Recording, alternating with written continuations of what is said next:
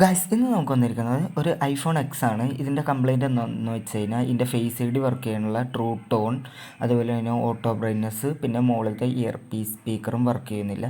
ഇത് വേറൊന്നുമല്ല, വേറൊരു സ്ഥലത്ത് റിപ്പയർ ചെയ്തപ്പോൾ ഇതിൻ്റെ മുകളിലത്തെ ഫ്ലക്സ് കേബിൾ ബ്രേക്ക് ആയതാണ്. അപ്പോൾ നമ്മൾ അതിൻ്റെ പുതിയ ഫ്ലക്സ് കേബിൾ മേടിച്ചിട്ടുണ്ട്.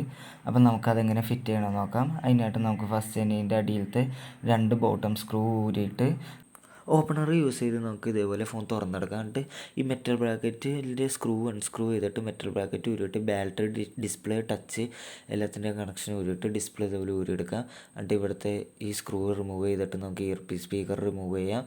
എന്നിട്ട് ഇതിനകത്തുള്ള പഴയ സെൻസറുകൾ ഉണ്ടിട്ട് അതെല്ലാം നമുക്ക് ഊരി പുതിയ ഫ്ലക്സ് കേബിളാണിത്, ഇവിടേക്ക് എല്ലാം ട്രാൻസ്ഫർ ചെയ്യണം.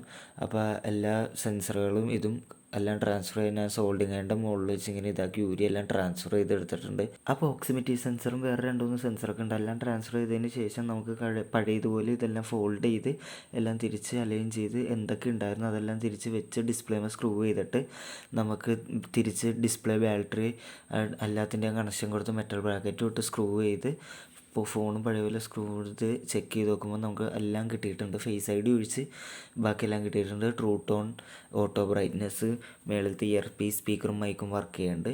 അപ്പോൾ ഫേസ് ഐ ഡി ഒരു പ്രാവശ്യം പോയി കഴിഞ്ഞാൽ കിട്ടാൻ ഇച്ചിരി പാടായിരിക്കും. അപ്പോൾ ഇത്രേ ഉള്ളൂ ഇന്നത്തെ നമ്മുടെ വീഡിയോ. Thanks for watching.